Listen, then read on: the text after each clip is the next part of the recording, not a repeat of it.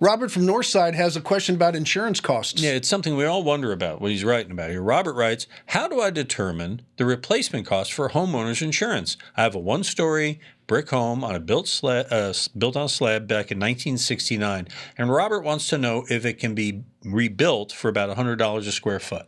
Is that how you do it? No. You don't have a choice in this. Your insurance company sets. They'll ask you a series of questions. How big it is it detached garage? There's a whole bunch of questions, and they're going to set the limit. And this is why you don't want to insure it because you can't build it back. And $100 a square foot, by the way, is really a low price. So I doubt they're going to do that. But a lot of people want to over-insure, and you can't do that either. They have a set of standards. I forgot the name of the computer program they use, but they're going to tell you what you insure it for, and you're going to do what they tell you.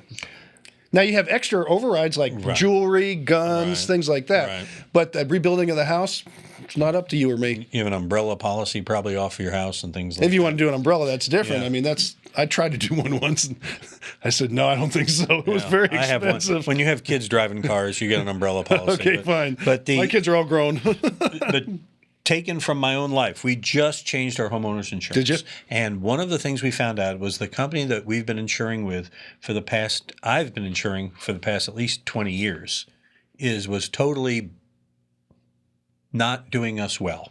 In what way? Too much? Too little? If you know what I mean. And so fine. We found out that they had insured our house for about $300,000 of rebuild value less than it would take to rebuild our house. Yeah. And the new company that came in wrote it at the right level. But they set the level, right? They set the level. Yeah, they said, you can't rebuild for that. It has to be this. And it costs less. So the moral of the story is you should shop that now and then just to make sure that you're absolutely. Every 2 years, I'm with USAA. That's who we're with now. Okay, are you? Yep.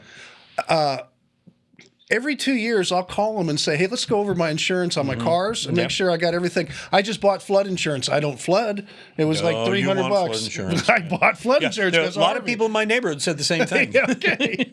No, and they were really good in walking me through the system. But get a good insurance company, but talk to them once in a while. Do you have jewelry in your house? Are you putting stuff in your car that could be stolen because that's under homeowner insurance stuff?